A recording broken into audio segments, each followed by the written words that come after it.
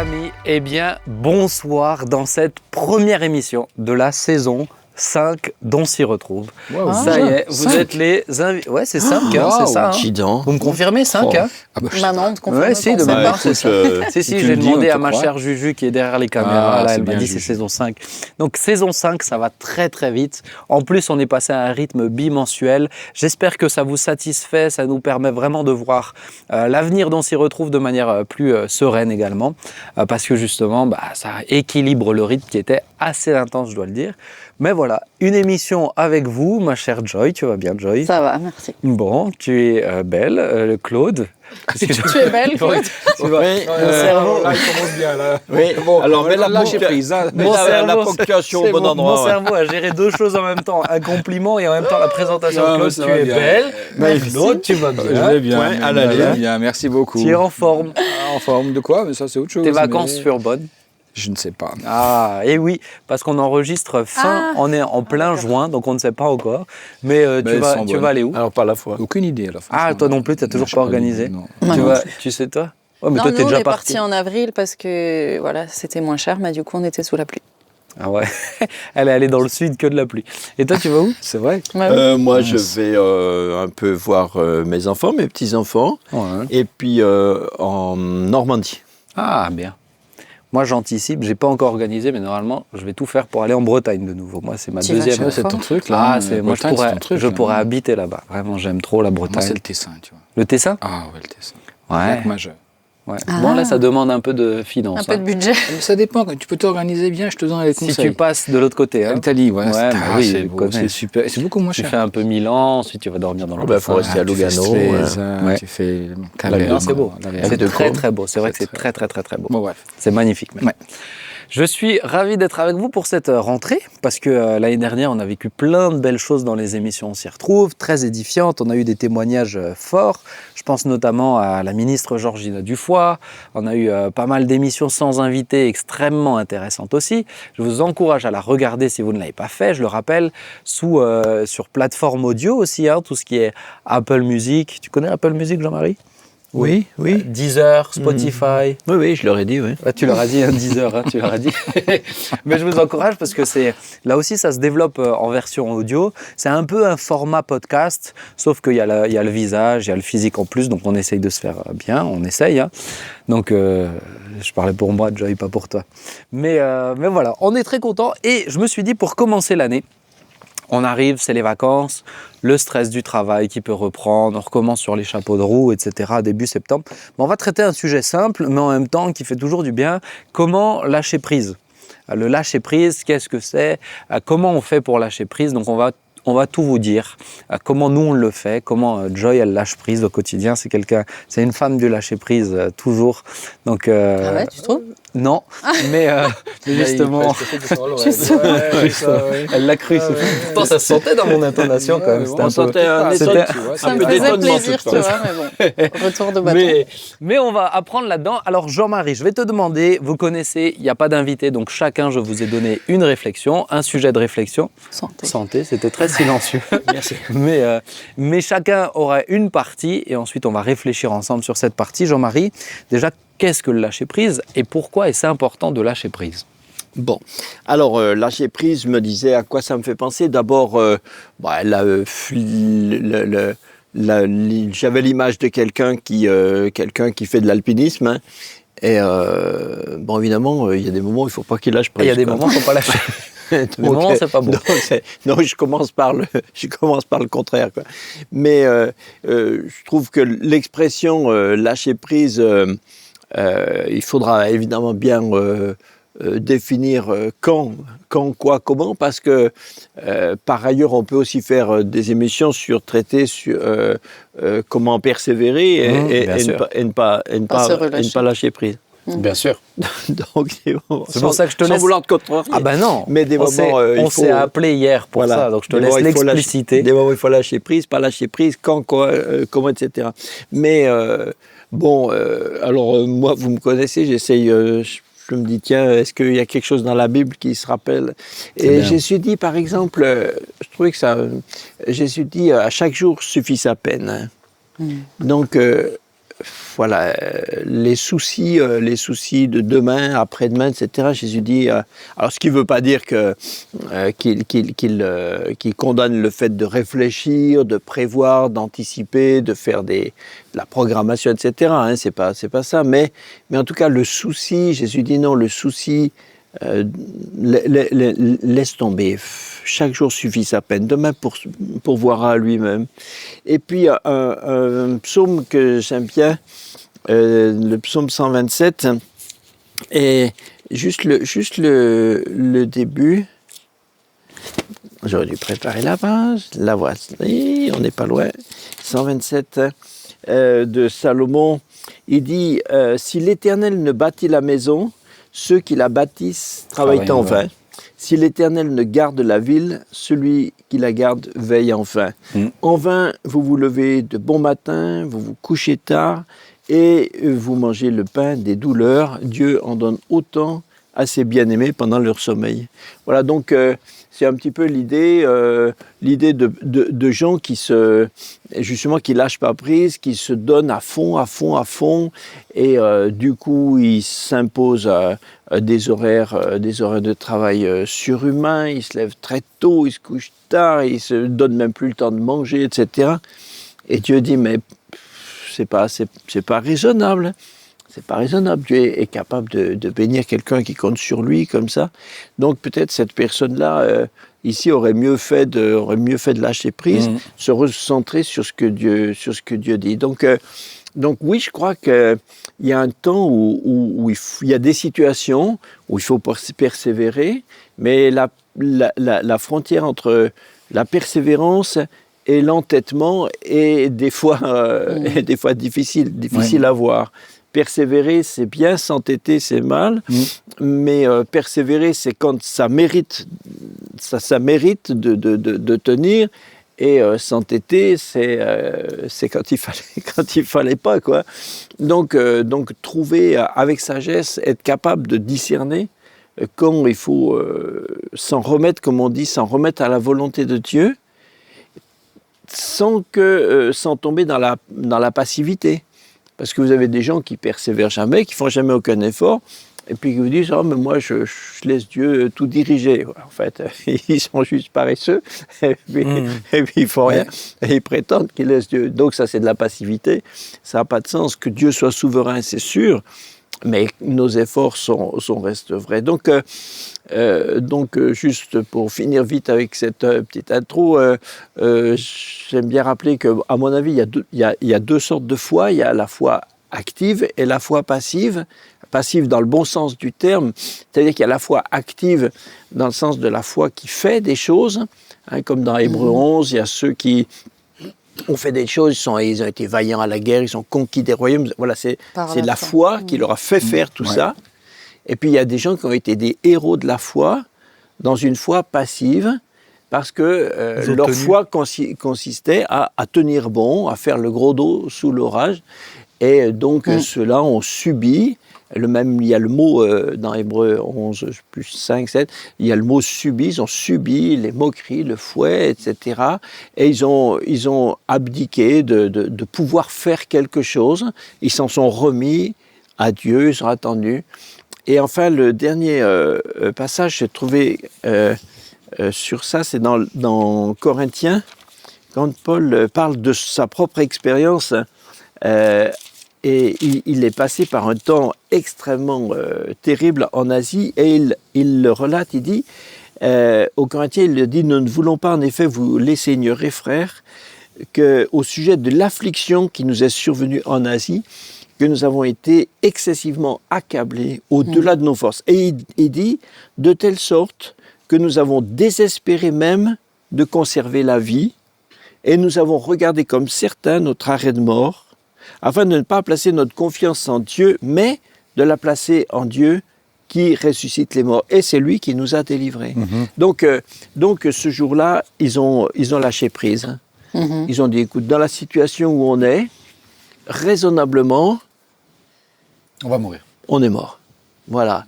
Alors ils ont abdiqué, ils ont dit, Seigneur, voilà, si c'est ton si c'est ce que tu veux, nous on est ok, on a toujours marché avec le Seigneur et c'est lui qui fait. Et donc voilà, écoute, on admet, on est mort. Et ça peut paraître passif, mais la réalité, c'est qu'il dit, mais on en est sorti vivant. Donc on est contre les slogans. Faut toujours être positif, faut toujours parler positivement, etc. C'est des slogans. Il y a des fois, je suis d'accord, des fois il faut admettre, lâcher prise. Et si on le fait pas, je pense qu'il y a un moment où on empêche Dieu justement de se manifester comme souverain. Parce qu'au lieu de le laisser agir, on veut faire, on s'entête, faire par ses propres forces. Alors on se fatigue, on s'épuise et on n'enclenche pas la solution différente, nouvelle, que Dieu veut faire. Tu l'as dit un peu entre les lignes, mais pourquoi, si tu peux le dire encore un peu plus explicitement, pourquoi est-ce important de lâcher prise? Ça peut être dans le quotidien, pas que forcément spirituel, mais pour quelles raisons c'est important en fait de vivre dans le lâcher prise aussi? Oui, tout à fait. C'est dans la vie, de tout le temps, de tous les jours. Il y a des parents, par exemple, qui avec leurs enfants peuvent finir par devenir excessifs dans leur volonté de les aider, de les pousser, de les peut-être même des fois de les protéger, etc. Et finalement, il les empêche de grandir. Il y a un moment où il faut qu'ils soient face à leurs difficultés c'est vrai dans la vie spirituelle aussi. Si Dieu veut faire quelque chose avec moi pour telle chose, je ne suis pas obligé de conquérir, par exemple, une place, un service. Voilà, on le laisse à Dieu. C'est vrai dans la vie de tous les jours. Les gens qui ne lâchent jamais comme ça, je pense, prennent des risques avec eux-mêmes parce qu'ils se mettent dans un stress, ils se prolongent tout le temps dans un stress qui ne cesse jamais. À un moment, c'est toxique pour la vie psychique, quoi. Et même pour le corps, ça peut se répercuter. Oui. Ouais, bien sûr. Tu somatises. Hein. Oui. Ouais, moi, je pense que le lâcher prise, c'est pourquoi est-ce important? Effectivement, mais parce que tu vis bien plus sereinement ta vie au quotidien. Et le lâcher prise, c'est un peu. On s'est appelé avec Jean-Marie hier soir pour savoir, il m'a demandé de quoi on parlait, mais pour moi c'est très large. C'est mieux quand même. Dans ton couple, il y a des choses, il faut lâcher prise. Ça sert à rien de te prendre la tête sur tout. On parlait de l'éducation. Pas mal compris des choses déjà. Il le fait. Il le fait. Ouais. Oh, il essaie de le gagner. Et l'année prochaine, c'est mes 10 ans de mariage. Hein. Déjà. Tu vois, ça va vite. Oui. Mariez-vous tôt, hein. On gagne du temps. Mais tu vois, dans l'éducation, il y a pas mal de choses. Il faut être capable tu le disais, de lâcher prise. J'ai vu des parents, mais ils surprotègent leurs enfants. Ils ne veulent pas, des fois ils ne veulent même pas les voir grandir, donc il y a du lâcher prise. Dans les finances, pour moi c'est un sujet extrêmement important, parce que j'ai la foi, je peux lâcher prise. C'est-à-dire que y a des gens, des fois ils ont peur, mais si on n'a plus ça, on n'a plus la maison, mais je dis toujours, mais soit Dieu vous permettra de garder la maison, soit vous l'aurez plus. Mais il y a pire que de ne plus avoir une maison. Tu peux ne plus avoir de toit du tout. Tu vois ce que je veux dire? Moi, je sais que dans mon approche des choses, les fois où ma femme, elle m'a exprimé des inquiétudes, par exemple, une fois, elle s'est inquiétée parce qu'elle avait peur qu'on doive vendre la maison. C'est pas la question aujourd'hui. Mais je lui dis, mais chérie, au pire, c'est le pire du pire qui puisse arriver. Mais c'est des murs. Des murs, on peut en trouver ailleurs, pour peut-être moins d'argent. Donc c'est le pire du pire du pire. Mais on peut relativiser. Et moi, je suis convaincu que Dieu nous l'a donné. Donc il pourvoira. Je pense qu'il y a le côté, tu disais ça avant sur d'autres mots, mais il y a du discernement à avoir entre persévérer s'entêter dans un registre comme à tout prix garder la maison, on se persévère. On s'entête à vouloir la garder. On se met sous des dettes. Des dettes pas possibles. On se tue à la tâche. Et puis celle de dire effectivement, voilà, jusque là, pas plus loin, on lâche prise et puis ça ne m'appartient plus. Il y a un discernement à avoir. Je pense qu'il y a à plein de choses. Moi, je veux dire, on peut être, c'est des finances, c'est une maison, mais ça peut être beaucoup plus terre à terre. Moi, je ne supportais pas pendant longtemps quand on avait des... Ton gazon. Des investissements. Non, ça va mieux. Ça. Je me suis dit que t'allais arriver sur ce... Gérald, tu viens... Non, mais non, quand même pas. Non, Il est fan de son gazon. Mais par exemple, quand il y avait un programme de défini, et que tout à coup, dans le programme défini, il y avait des gens, des tierces personnes qui devaient s'intégrer dedans, et que la veille, ils disent non, quoi. Ouais. J'ai connu ça il n'y a pas longtemps, dans une réunion que je devais faire avec quelques-uns. Mais c'est pas... Je ne sais pas de qui tu parles, là. Moi, je vois. Ah bon, j'ai tu connu vois. ça. Bon, lâché. Moi, j'ai lâché. Lâché prise. J'ai lâché prise. C'est bien. Non, mais ça m'agaçait au plus haut Je suis point. passé à autre chose. Ça Oui, t'étais m'agaçait. Et j'ai appris avec le temps, de dire, bon, c'est comme ça. C'est la vie, ça peut arriver, et ça peut m'arriver aussi. Mais parce que toi, tu es un esprit très carré aussi, faut le dire. Très carré. C'est peut-être plus difficile pour les gens qui sont assez carrés. Ou bien De nature. Oh, je sais pas. Tu as des gens, qui peuvent être, qui sont pas forcément très structurés dans les emplois du temps, etc. Mais sur certains points, sur des points, ils veulent arriver Ils en à démordent pas. et ça. Et ils voudront pas le lâcher. Je pense qu'il y a un esprit qui est beaucoup plus difficile avec ça, c'est l'esprit de contrôle. Il y a des gens qui veulent contrôler, mais je ne mange pas ton truc. Mais tu me laisseras dire comment on s'en sait pas, on s'en bien sûr. Ça, c'est ta partie. Ça. Ah, oui. Non, mais tu peux pas. Mais est-ce qu'il y a plaisante. d'autres éléments avant qu'on arrive sur ta partie, Joy? Mais justement, pourquoi, selon vous, c'est important de lâcher prise? Pour vivre mieux, franchement, psychiquement, et quand tu vis dans la confiance et dans la sérénité, tu t'inquiètes pas. C'est ce que tu disais tout à l'heure, Jean-Marie. Quand on s'inquiète tout le temps, on est en stress interne, et ça se ressent sur les relations, je trouve. On stresse son prochain. On stresse soi-même, on stresse les autres. Ouais. Est-ce que c'est pas ça le marqueur important pour connaître la limite entre l'entêtement et la persévérance? Parce que tu peux persévérer en étant en paix, tu vois. Oui. Quand tu es entêté, tu le mets vraiment sur tes épaules. Pour moi, spirituellement, persévérer, c'est je l'ai déchargé et je continue de faire ma part. Mais m'entêter, c'est je m'en suis chargé et je continue à travailler dedans. Et ça me rajoute sur les épaules. Je sais pas pour vous, mais si des fois, moi physiquement, je l'ai senti Je pense qu'il y a des gens qui un poids s'entêtent. sur les épaules, quoi. Des gens qui s'entêtent par... il peut y avoir un peu, inconsciemment, un peu de l'ego, quoi. Je l'ai décidé, je dois... Faut que j'aille jusqu'au bout. Faut que j'aille jusqu'au bout, je dois réussir. Mais des fois, pour les chrétiens, ça peut être presque une question de conscience, c'est une culpabilité. J'ai reçu ça à faire, et il faut pas que je lâche. C'est coupable de pas aller au bout, comme si... Dieu va m'en vouloir, quoi. Ouais. Donc après, ça c'est bien plus compliqué, parce que arriver à faire lâcher prise à quelqu'un qui met qui met Dieu dans le coup, c'est plus difficile. Qui spiritualise. Qui le spiritualise à tort. Alors il n'ose pas parce qu'il veut. Ouais, alors c'est Il a l'inverse aussi qui est peur de vrai. C'est-à-dire faire que tort. Dieu est il met Dieu dans le coup, peut-être pas la bonne façon, dans le sens où, lorsque tu mets Dieu dans le coup, tu peux te dire que même si quelqu'un ne fait pas ce que j'attendais de lui ou ce qu'on avait convenu ensemble, Dieu est quand même dans le coup, et parce qu'il est dans le coup, Il est souverain, quoi. je peux accepter que l'autre peut avoir eu un empêchement, un problème, etc. C'est remettre Dieu au bon endroit. Bon endroit, voilà. Et donc, me dire, c'est comme ça. Et puis, le Seigneur, il sait aussi.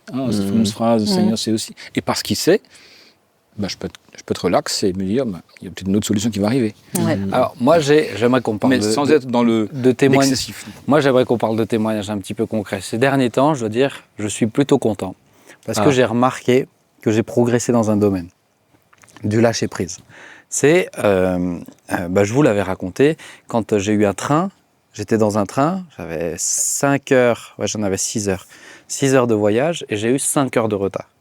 Je me suis... pas mal, ça fait 11 heures. 5 heures de retard, t'imagines? Tu cumules un peu avec les transports. Et là, les trains, cette semaine, alors je le dis aux internautes, mais cette semaine, on est au mois de juin, je salue tous mes amis de Nice, je devais rentrer d'un séjour où je prêche à Nice, le dimanche soir, mon avion est annulé, ils ne peuvent que me booker au mardi après-midi. Donc ça me décale tout, etc. Oui, tu as perdu presque 2 jours, quoi. Mais je dois dire qu'il n'y a pas un moment où j'étais en colère.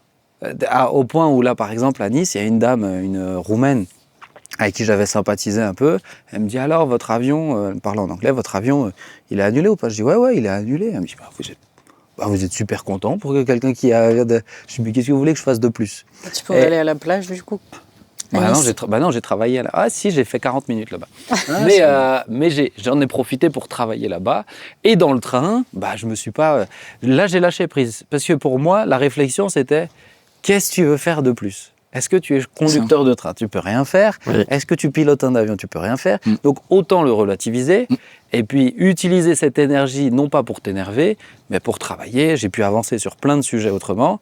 Donc là, je dois dire, pour moi, c'est un bon signe, j'ai progressé. Alors, est-ce qu'il y a des signes? On va être sur le positif d'abord. Après, je vous demanderai les autres où vous avez besoin de progresser encore. Mais est-ce qu'il y a des éléments de progresser? Non, pas toi, Claude, les plus jeunes. Mais non. Est-ce qu'il y a des Il arrête éléments pas de me pointer moi du doigt. Est-ce qu'il y a les plus jeunes, je dis.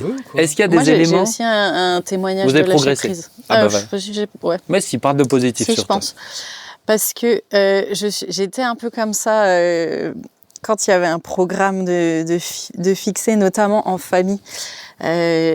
J'avoue que j'essaye d'avoir des moments de qualité avec les enfants et tout, quand je travaille pas, essayer d'être intentionnelle là-dedans. Parce que voilà, sans en faire trop bien sûr, mais quand le programme tombe à l'eau ou est changé, ça peut vite je dirais pas m'énerver, mais si peut-être me frustrer. T'agacer. Ouais, et puis m'attrister un peu parce que je me réjouissais tellement pour ce moment, etc. Enfin voilà. Et je vais reparler de nos vacances parce qu'on était censé dans le sud. partir dans le sud pour avoir du soleil. Et franchement, à cette période, il a plus plu dans le sud qu'en Alsace où il faisait très beau. Ah nous, on était en short, t-shirt. Et donc là, tu penses déjà à l'argent que tu as mis dans la location et tout. Mais je me suis conditionnée avant de partir, parce que j'avais regardé la météo et j'avais vu que ce serait a priori pas beau. J'ai essayé d'annuler, c'était pas possible. Mais je me suis conditionnée avant de partir à me dire, c'est pas grave. Il y a déjà il y a pire dans la vie. 2, tu peux partir en vacances avec ta famille, donc tu peux t'en réjouir. Mais il a fallu que je relativise parce que sinon j'aurais tout le temps pu être dans le « Ah mais s'il avait fait beau, on aurait pu faire ça. Ah mais s'il avait fait beau, on serait allé là. » Et finalement... Tu serais projeté dans des vacances que tu n'auras même pas vécues. Voilà. Et finalement, j'ai pu vivre le moment. Certes, pas comme je l'avais imaginé à la base, mais on a quand même passé des belles vacances en famille. Alors, je pense quand même que ça aurait été super s'il y avait eu du soleil, mais... Bon, là, mais j'ai pas passé, mes vacances frustrées. C'est réaliste, hein? Oui, bien sûr. J'ai pas passé mes vacances frustrées parce que justement, je me suis préparée à ce que ce soit différent de ce que j'avais imaginé. C'est ça. Claude, tu as progressé dans quoi avec toutes ces années? Moi, j'ai progressé dans je vais y revenir après dans les explications de comment. Ouais. Je pense qu'une des choses que j'ai peut-être apprises, moi, c'est à lâcher prise sur le côté de ne pas vouloir aller au-delà de ce que je peux faire. Parce que j'étais du genre, il y a un projet, il y a un programme. Alors des fois, non seulement il y a le projet, mais il fallait que ça soit fait comme ça, il fallait atteindre tel niveau d'excellence, sinon je n'étais pas satisfait, je n'étais pas content de moi. Et donc je me disais, mais il faut que ce soit pour le Seigneur, donc il faut que ce soit très bien fait, parfait. Et finalement, je me mettais une pression folle. Ouais. Et du coup, aujourd'hui, je suis beaucoup plus dans comme cette femme à qui Jésus va dire, dont Jésus va dire, pardon. Elle a fait ce qu'elle a pu. Je fais tout ce que je peux, et quand j'ai tout fait, qu'est-ce que je fasse de plus? Mais il n'y a pas plus beau compliment que ça. Absolument. De la bouche de Jésus. Absolument. Qui te mesure parfaitement. Il dit, moi je dis souvent, tu as un 20 sur 20. Quand Jésus dit, elle a fait ce qu'elle a pu, il y a un 20 sur 20. Oui. Mais moi je voulais des 22 sur 20, c'est ça. Oui, voilà, c'est ça. Jean-Marie, tu as progressé sur quoi? Après, on va avancer, après je t'écoute. Il me semble que j'ai eu, il y a quelque temps, j'avais un programme pour faire des réunions dans une église, et puis pour des raisons que j'ai bien compris, ça a dû être annulé, etc. J'avoue que ça m'aurait peut-être plus ennuyé.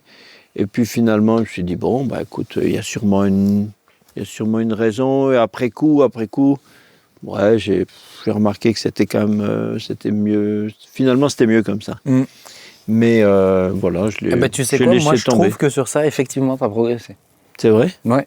Parce que quand on a dû bouger des trucs qui te concernaient, toi, par exemple, en équipe pastorale, il y a quelques années, je te trouvais un peu plus accroché. Et je trouve que tu relativises mieux les choses. Ah, c'est un compliment, tu pourrais dire. Tu vois. Merci. Non, mais j'ai le droit de... Je te le dis, tu devrais... Oui, c'est un non, compliment. mais merci beaucoup. Je trouve que tu as progressé Très bien. dedans. Non, aussi. ça fait- Non, mais c'est vrai. C'est vrai. C'est Faut toujours savoir. différent quand tu le dis de toi-même et Ça quand fait- quelqu'un ça me fait d'autre un le peu- dit de toi. Il faut savoir Oui, s'en- oui. Non, mais je suis content que tu l'aies remarqué. faut savoir s'encourager, non? Merci beaucoup, voilà. Ben. Mais il y a un point sur le lâcher-prise hyper important pour certains. Et je vais me mettre comme ça pour que la caméra me voie, mon cher Claude, hein, si jamais. Mais il y a un point super important, j'y ai pensé pendant que je vous écoutais. Mais tu as des personnes pour qui, par exemple, c'est tout bête, hein, mais ils ont dû apprendre, ma femme c'était le cas, apprendre à lâcher prise sur le ménage. C'est tout bête. Ah oui. Mais tu as des Ah gens ouais. qui se tuent Oui, oui. parce que tout doit être tout le temps nickel. Mm. Et l'hospitalité, c'est lié à cette excellence. Oui, Tu oui. dois être, tu Ça doit peux, être parfait. Ouais. tu peux lécher le sol et tout ça. Bon, une fois qu'elle a eu les enfants, elle a compris. C'est bon, ça compte Ah, ben, plus. Là, c'est maintenant, plus c'est- possible. Mais c'est des dimensions simples de lâcher prise, mais qui te changent vraiment la vie. hein. C'est vrai. Joy, alors, ta question. Quels sont les obstacles au lâcher prise? Alors moi, j'en ai identifié 3, mais en fait, ouais, 3 qui prennent des racines à différents endroits. Le premier, je dirais le manque de confiance. Ouais. Qui fait que parfois, il y a des gens, ils ont besoin justement de tout contrôler. J'ai un peu relié le fait de ne pas lâcher prise au fait de tout vouloir contrôler. Ouais, c'est ça. hein. Et du coup, je pense qu'il y en a certains qui veulent tout contrôler parce que finalement, ils ont pas tellement confiance déjà en eux-mêmes, en ce que peut-être Dieu leur a confié. Et du coup, besoin de toujours montrer qu'ils sont à la hauteur, besoin de montrer que ce qu'ils font, c'est bien.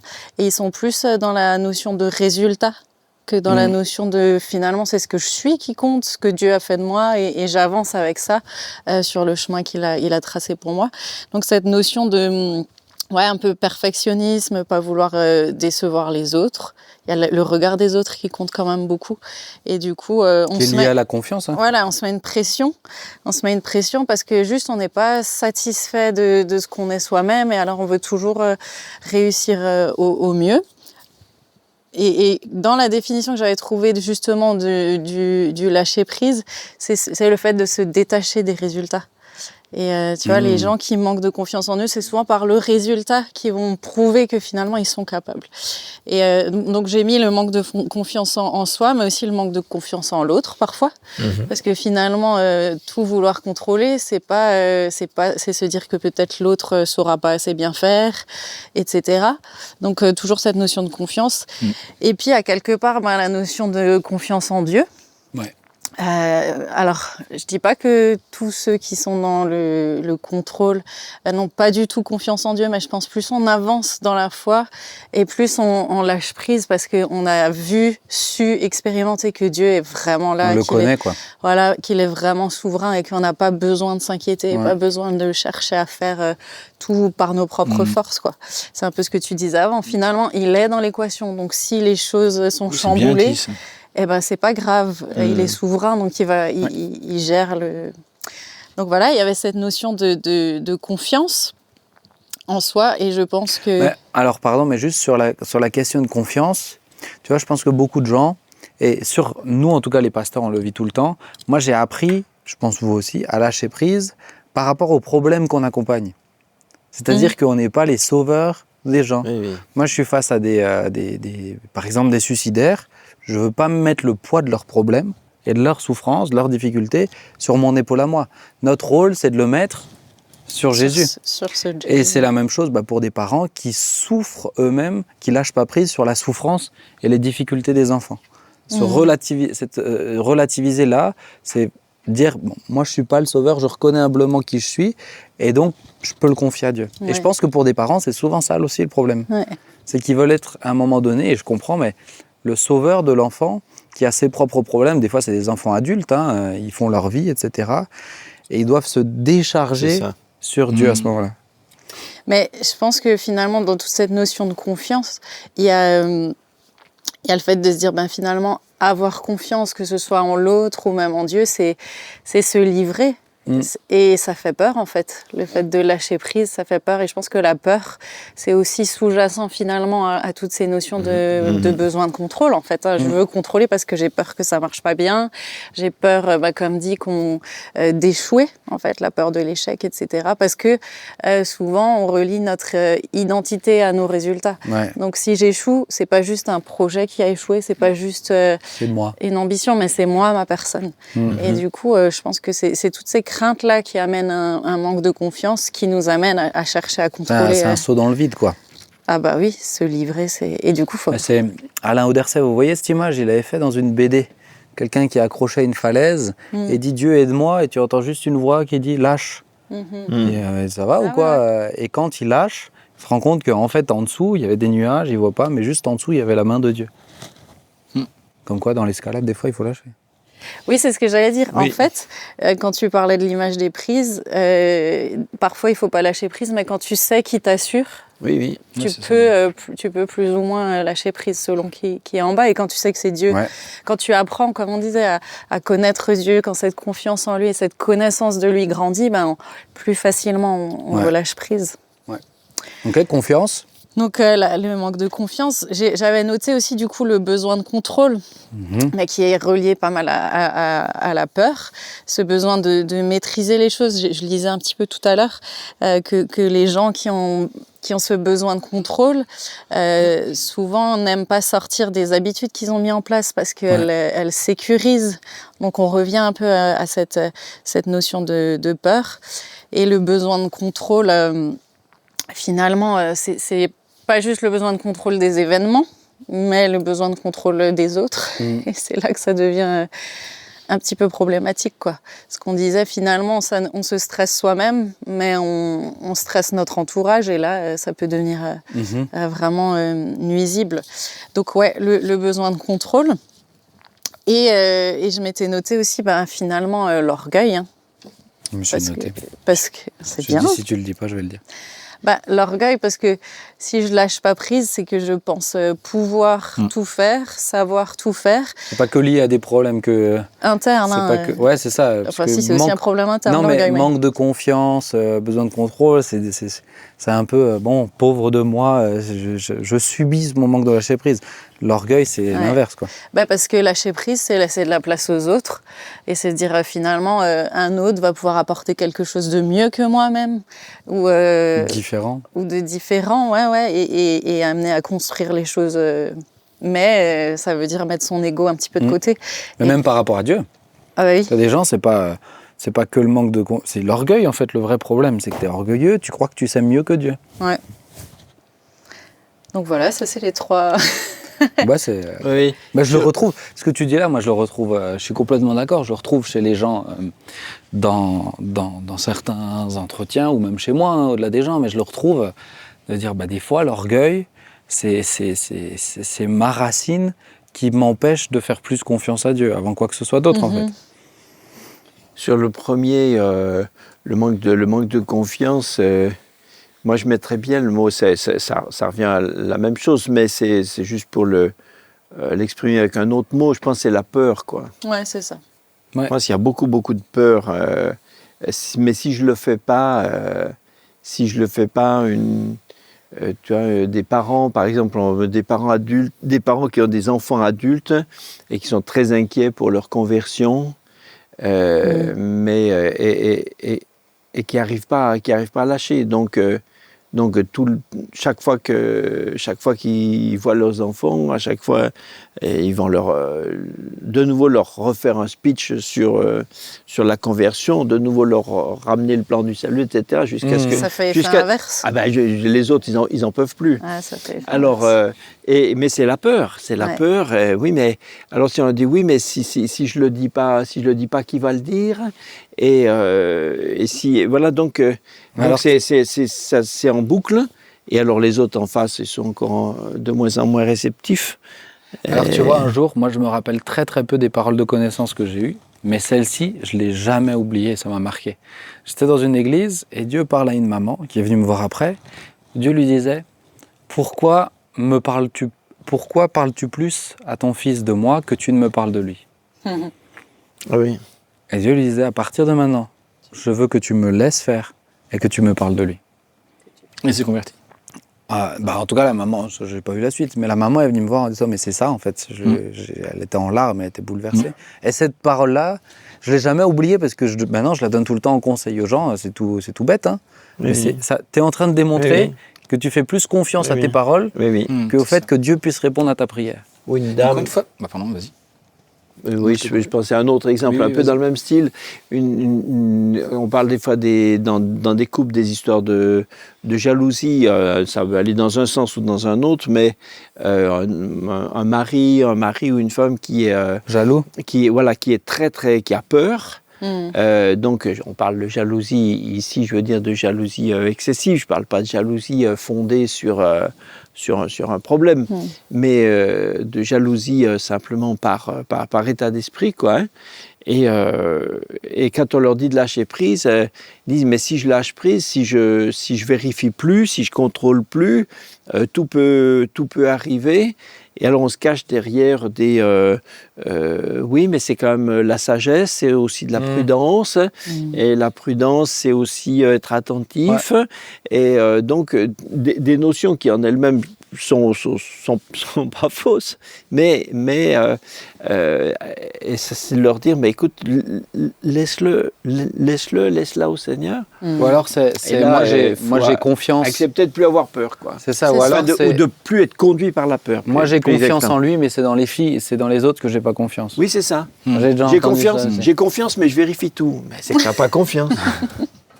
Un jour, quelqu'un m'a dit ça. Moi, j'ai confiance parce que son copain, ils étaient vers la voie du mariage, mais la personne était très, très jalouse, la jeune femme. Je lui ai dit, mais c'est pas possible, tu peux pas. Il dit, non, mais lui, j'ai confiance. C'est dans les filles c'est un jeune responsable. Mais c'est les filles en face, j'ai pas confiance. J'ai dit, mais attends. Attends, parce que. C'est lui quand même. Parce que tu sais que lui, il parle à des garçons. Certains garçons, ils sont challengés avec la question de l'homosexualité et tout ça. Ça ne te pose pas de problème quand il parle à ces garçons-là.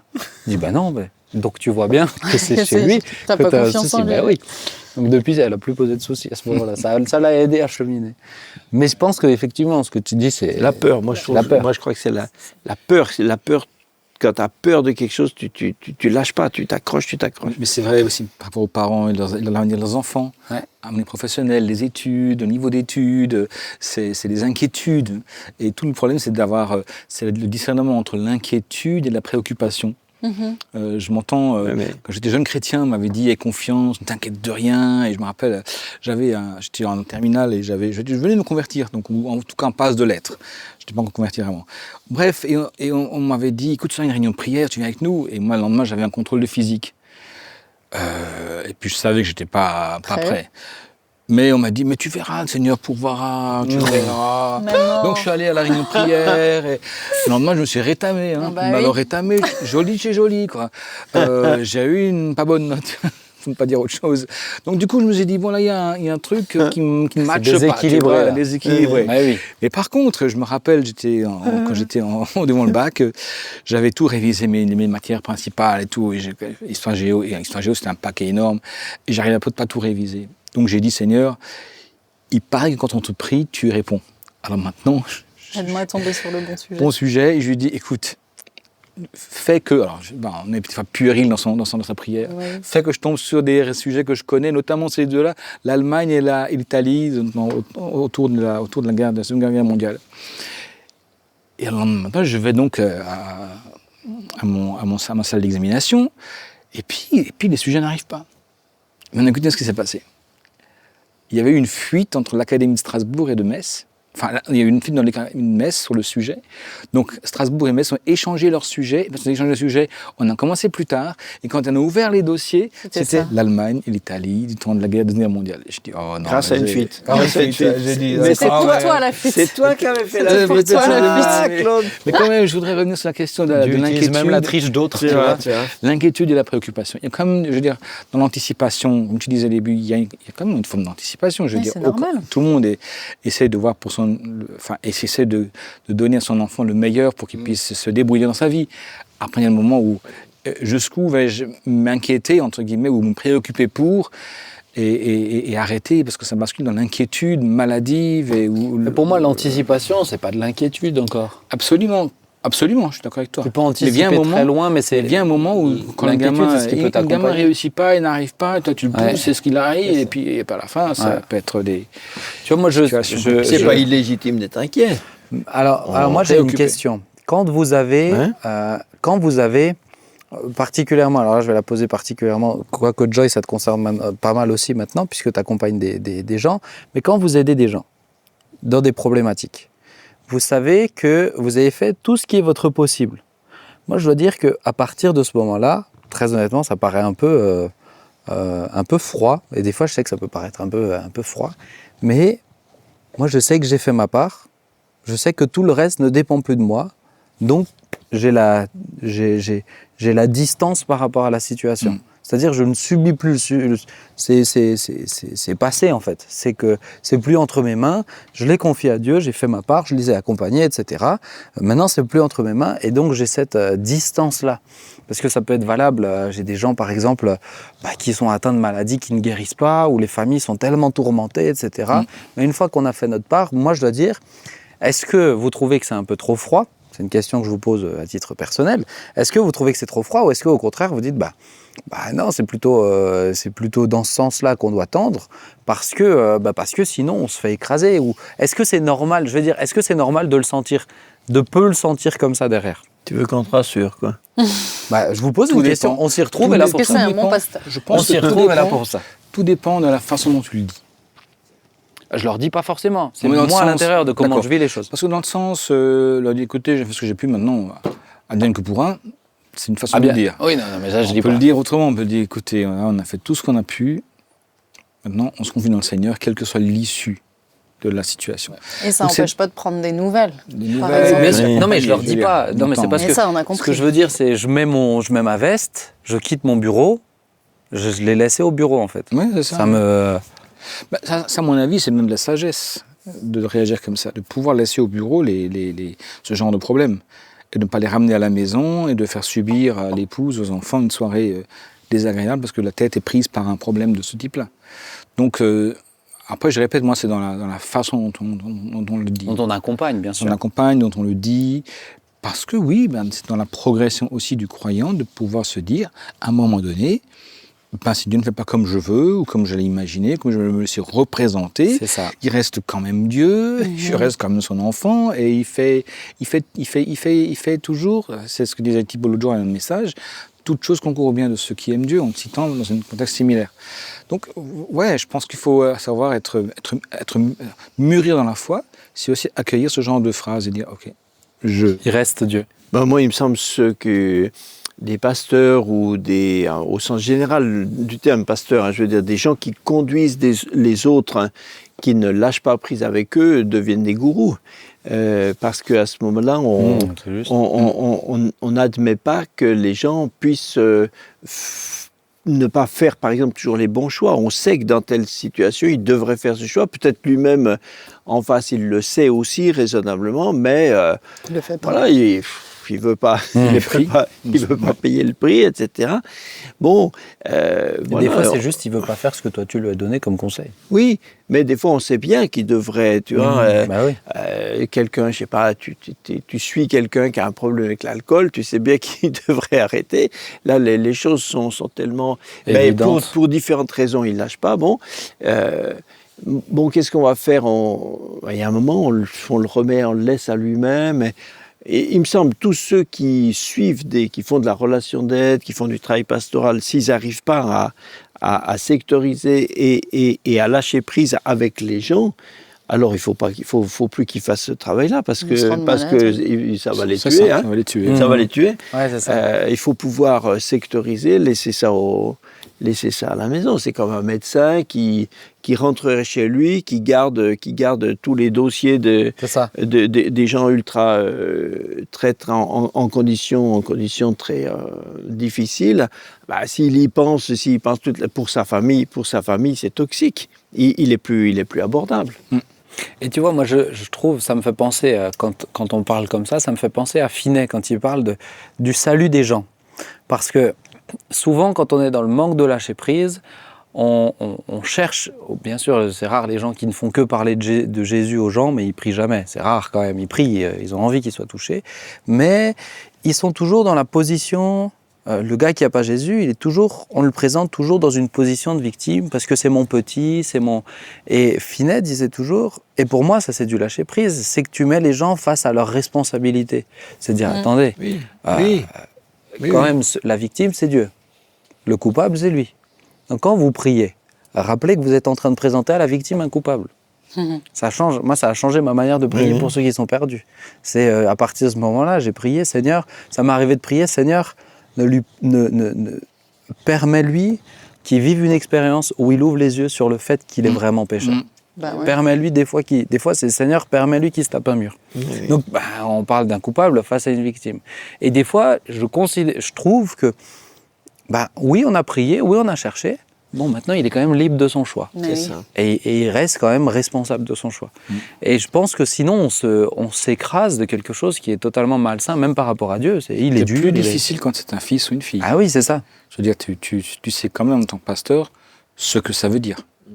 Mais je veux dire, j'ai quand même j'ai 2 enfants. Et, mais bien sûr. J'aimerais les voir au bon endroit.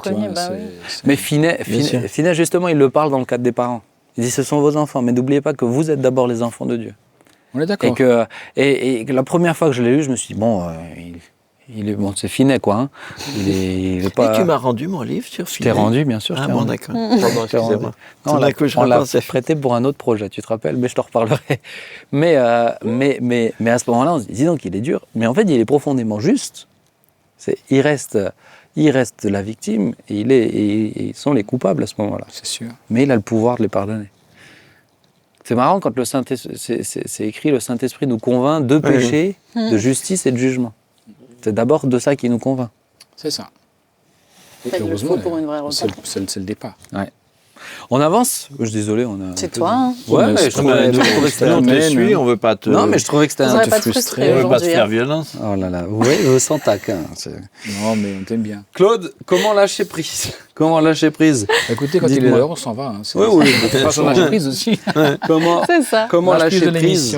Je peux. Pardon. Du coup, tu vois, j'interromps. Mais quand même, le lâcher prise, ça me fait beaucoup penser à notre grand-père. Ah, mais oui. Mais par rapport aux situations des gens, il n'était pas accroché aux situations des gens. Ah ben Papa Jean, il était toujours très investi, très, très engagé. Ce qu'il faisait, il le faisait à fond. Mais alors, tu n'avais jamais l'impression qu'il tenait un truc et qu'il ne le lâcherait pas. C'est ça. Il dit non, mais le Seigneur... Et ça paraît... Sauf dans les convictions où Dieu lui a parlé. Oui. Ah oui, non, dans son état d'esprit. Il lâchait mais pas. Hein. Sur les situations où avec les gens, la personne ne veut pas... ça fait rien, le Seigneur nous donnera un autre collaborateur. Et ça a l'air cool. Et à la fin, quand tu vois le produit de tout ce que ça a produit de concret, de solide, c'est mieux. Hein. Comment lâcher prise? Peut-être, moi j'ai identifié trois grandes idées. La première, la contrainte. La contrainte te fait lâcher prise d'office. Alors la plus grosse contrainte, c'est quand tu es mort. Voilà, là tu lâches prise. Mort, c'est mort. Tu n'as plus rien à contrôler. Manque d'expérience. C'est le lâcher prise ultime. Peut-être aussi d'autres problèmes d'autres situations moins gravissimes que la mort. Un problème de santé. J'en ai connu un. Tout à coup, tu ne peux plus gérer. Tu lâches prise parce que tu n'as plus le choix. Donc, et tu te rends compte que finalement, ça marche bien. Et la terre continue de tourner. Même bien mieux que quand tu étais là, donc ça te donne un coup sur le moral, pas le moral, sur l'égoïsme, sur l'orgueil. L'orgueil, tout à coup tu dis moi je suis pas aussi indispensable que ça. Finalement, si je fais rien, ça marche aussi bien. Exactement, ça rassure. Hein. Vraiment de l'affliction qui était arrivée à un temps de persécution tel qu'ils se disaient écoute, si je dois mourir, que je meurs. Problème économique majeur. Un licenciement, voilà, tout à coup, vous ne gérez plus votre avenir professionnel. On vous dit, écoutez, c'est terminé. Dans un quart d'heure, vous sortez d'ici, fini, sortez. J'ai cette idée, cette anecdote de Jacob, sans être trop spirituel, Jean-Benjamin, mais quand même, je trouve que c'est un aspect très humain de Jacob qu'on va aborder. C'est Jacob qui va revenir ses frères de l'Égypte, et un Judas qui lui dit, écoute, papa, quand on aura mangé tout ça, si on veut retourner là-bas chercher du blé, il faut que j'emmène Benjamin. Sinon, le gars là-bas, c'est un fou furieux, je ne sais pas ce qu'il a contre nous. Mais bref, on a tout dit naturellement. T'as un papa, oui j'ai un papa. T'as un frère, oui j'ai un frère. Et je sais pas, et on a des esprits dans ses yeux. Donc il a gardé Siméon en prison, il faut qu'on retourne. Et donc le père, évidemment, résiste. Et on sent bien que ça résiste. Et après, à mon avis, le père a dû rationner le blé qu'il y avait tous les jours. Oui. Et à la fin, Judas, il dit, écoute, si on aurait fait 2 fois, on aurait pu faire l'aller-retour si tu avais laissé partir le petit dernier, quoi. Et voilà ce que dit Jacob à la fin. Il dit, que le Dieu Tout-Puissant vous fasse trouver grâce devant cet homme, parlant de Joseph, et qu'il laisse revenir avec vous votre autre frère, à savoir Siméon et Benjamin. Et moi, et là j'aime bien cette phrase-là, et moi, si je dois être privé de mes enfants, j'en suis privé. Ok, il abdique. Tu sens qu'il est déchiré. Hein. Il est déchiré, mais il lâche prise. Il est déchiré, ouais. Il lâche prise, il dit, ok, si je dois...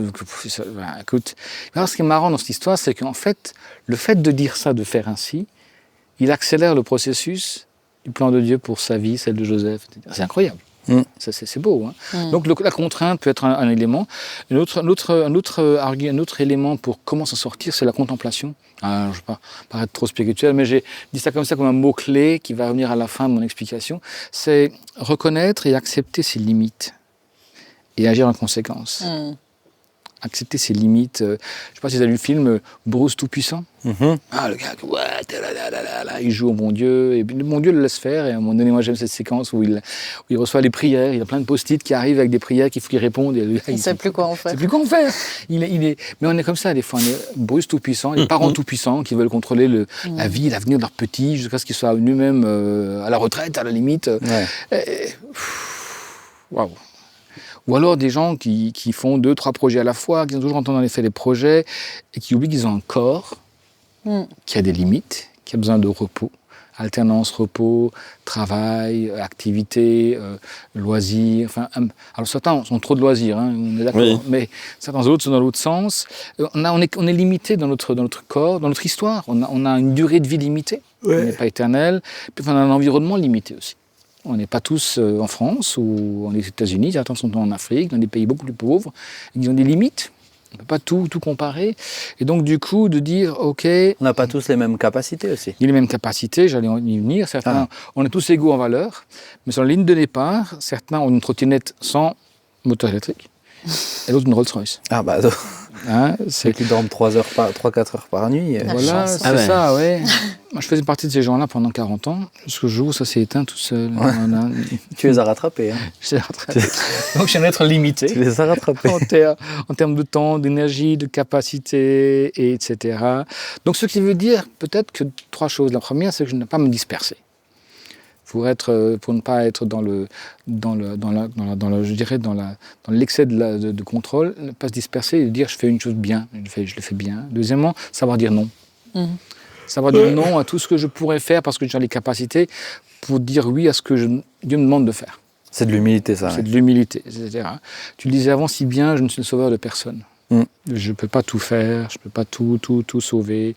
Je fais ce que je peux et j'aime, tu l'as dit si bien, ce compliment que Jésus a fait à cette femme. Il a dit qui a versé ses années qu'elle a économisées dans un parfum de grande valeur, de grand prix, qu'elle déverse les pieds et la tête de Jésus. Elle dit, mais ne la critiquez pas, hein. Elle a fait tout ce qu'elle a pu.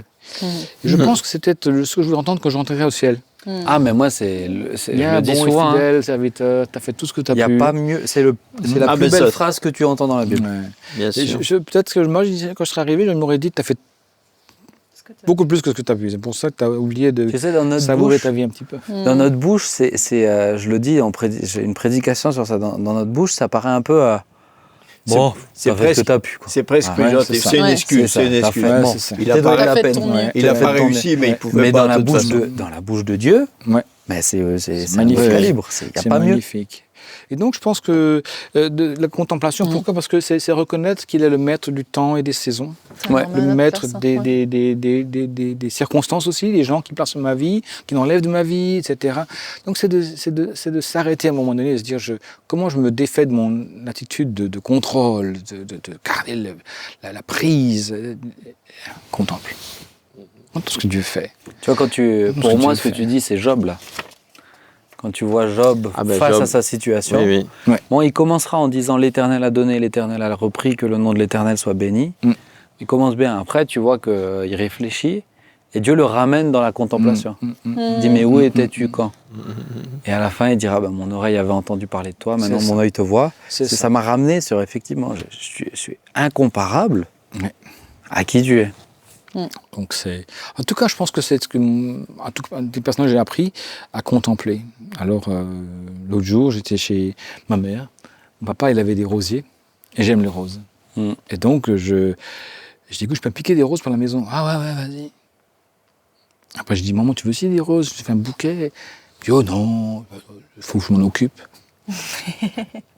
Mais moi, alors, quand je rentre chez moi, là, j'ai un beau bouquet de roses rouges, ils sentent bon.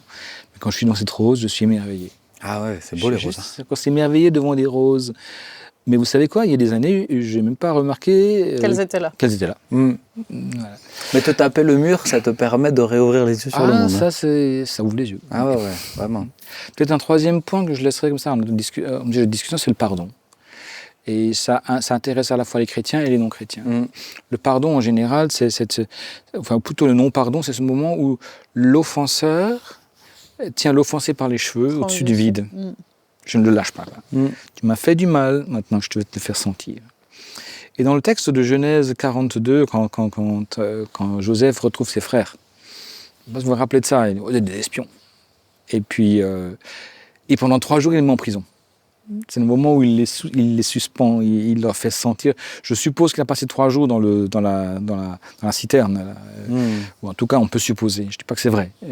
Mais il les tient, il ne les lâche pas, il leur fait sentir sa colère. Et finalement, il se reprend et puis il dit, bon, alors, rentrez à la maison, vous laissez Siméon ici. Et Siméon reste plusieurs semaines, mois en prison. Mais cette notion de ne pas lâcher l'offenseur. Et je pense que l'offenseur, offenseur, à un moment donné, donner son pardon, accorder son pardon, c'est un lâcher prise. Complètement. Je peux pas faire justice, mais je la laisse au Seigneur. Dieu faire justice. C'est Dieu.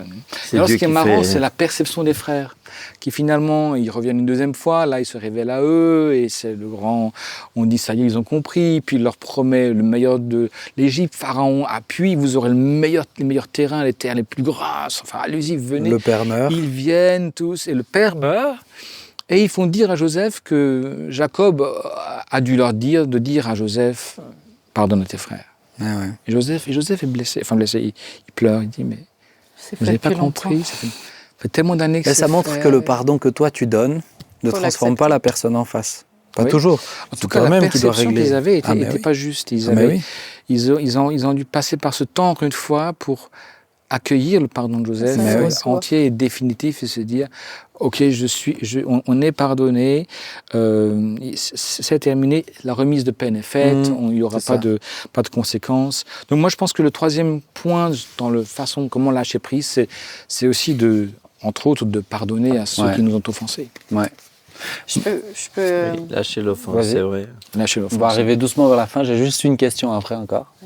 Mais moi, quand j'ai réfléchi 2 secondes à ton sujet, Claude, pour pas te le voler. C'est gentil, merci. Non, mais parce qu'en lien avec finalement, qu'est-ce qui nous empêche d'entrer dans le lâcher-prise et toute cette notion de peur, le manque de confiance en soi, mais lié en soi ou dans les autres, relié à la peur. Je me disais, mais finalement, c'est l'amour parfait qui bannit la crainte.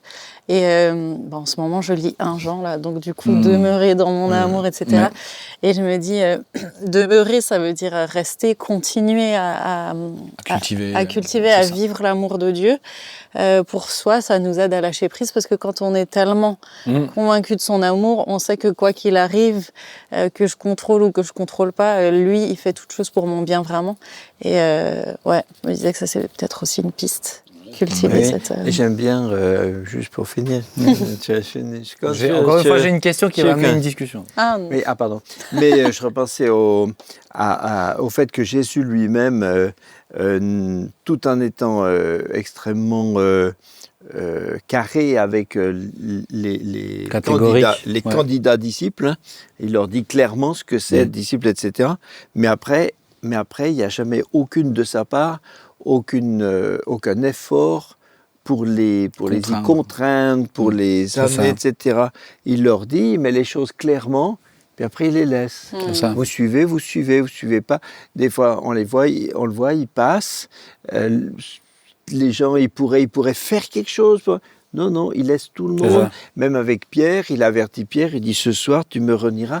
Mais il n'y a pas. Mais il l'a laissé à lui-même. C'est comme dans le mariage. Il le lâche. Quand tu veux transformer l'autre, quand tu lâches pas prise sur transformer l'autre, c'est aussi un manque de lâcher prise. Ah bah oui. Les amis, j'ai juste une réflexion. Parce qu'en préparant l'émission, ça m'a amené sur ça très très rapidement, même si ça pourrait déboucher sur quelque chose d'intéressant. Mais est-ce que tout ce qu'on vient de dire là, est-ce que ce manque de lâcher prise, c'est aussi valable pour des églises et des groupes de maisons? Parce qu'on voit des fois, tu as des églises qui ne lâchent pas prise sur un sujet, par exemple, ou sur une doctrine, ou sur, par exemple, la vie de l'esprit. Tu as des endroits où on a du mal avec la vie de l'esprit. Est-ce que des fois, ce n'est pas la peur qui peut motiver ça? Est-ce que tous les conseils qu'on vient de donner sont applicables dans le cadre d'un groupe? Parce que des fois, c'est des familles qui ne lâchent pas prise sur des choses. Est-ce que dans le cadre d'un groupe, c'est applicable ou pas? Et dans un cadre groupe de maison, groupe spirituel, église, etc. Pour moi, en tout cas, je dirais volontiers oui, tout de suite. Ok. Même alors merci, chers amis. Non, c'est pas vrai. Vas-y, oui, je lâche. Mais une église, tu as des églises qui ont, parce qu'elles ont cru qu'elles devaient faire, et qui après ne lâchent plus visiblement. Peut-être le Seigneur, il y a un virage, le Seigneur les conduit autrement, ou on peut être, il y a des pasteurs, mais des églises qui peuvent être têtus, oui. En tant que groupe, en fait, moi, je pense que ce qu'on dit là... On ne lâche plus, on veut absolument, ou alors il faut absolument qu'on ait atteint, mettre par exemple des églises qui mettent des pressions de résultats, sur le nombre, sur des finances, sur le nombre de convertis dans l'année, etc. Pour moi, c'est pas... Mais tu vois, la contemplation, c'est pas juste. C'est un conseil valable, même pour une église. On est d'accord. Tu vois, le fait juste de s'arrêter, le remettre en principal, quoi. C'est pas l'estrade le principal, c'est juste Dieu, peu importe ce qui se passe. Il y a toujours ce discernement à avoir entre aider à faire, à ce que ça s'accomplisse, et puis maintenant, là, j'ai fait tout ce que j'ai pu, même en tant que pasteur. Ou dans un de maison, je vois des gens qui s'appliquent, qui préparent, qui travaillent, puis d'autres viennent en visite, en touriste. Bon, alors ça m'a agacé déjà, ça m'a déjà pas mal agacé beaucoup. Et après, je me suis dit, non, mais c'est leur parcours, après, c'est leur choix. C'est eux qui suivent Jésus à plus ou moins grande proximité. Quoi. Pour moi, un bon berger doit être capable de lâcher, d'accepter que les gens partent en sachant qu'ils vont se taper un mur. Pour moi, un bon berger doit être capable de ça. Ça te fend le cœur, ça te fait mal. C'est ça. Mais tu lui dis, je t'accueillerai quand tu auras suffisamment mal, mais c'est d'accepter de le lâcher. C'est dangereux, tu disais, on se rapproche presque du gourou quand on dit non. Mais ça part d'une bonne intention, mais ça amène quelque chose de très malsain, parce que certains apprennent en fait en se tapant des murs. On laisse la liberté à chacun. Merci, à vous, on va prier. Et puis Claude, est-ce que tu veux bien prier, s'il te plaît? Père, nous te bénissons parce que tu nous apprends à bien vivre. À vivre avec, Seigneur, ton esprit en nous, qui est un esprit plein d'affection, un esprit de sainteté, certes, un esprit d'amour aussi. Et nous voulons nous rappeler cette parole que tu disais, Seigneur, que l'amour parfait bannit la crainte. Nous voulons te prier que tu nous aides à nous souvenir, à cheminer, à cultiver, à fonctionner avec cet amour au quotidien, qui nous garde, rassurés de ton contrôle, surtout sur nos détails, sur nos grands détails, nos petits détails de la vie, mais aussi sur l'avenir de nos propres vies, celle de nos enfants, celle de nos parents, celle de nos églises respectives. Nous voulons nous confier en toi et rester attachés à toi et laisser cet amour imprégner tout le parcours de notre existence, nos pensées, nos réflexions, nos paroles, nos décisions, nos actions. Conduis-nous, bénis chaque auditeur, chaque lecteur, chaque internaute aussi, et que chacun puisse être édifié par ce temps de partage que nous avons eu. Et lui-même entre dans le lâcher-prise. Amen. Amen. Eh bien, merci à vous trois. Chers amis, ça y est, on vient de lancer la saison 5. Profitez bien, que ça puisse vous faire du bien, comme ça nous fera du bien sûrement. Et que Dieu vous bénisse. Rendez-vous dans 2 semaines. Ciao, ciao. Merci Ben. Ça va bien. Ah oui.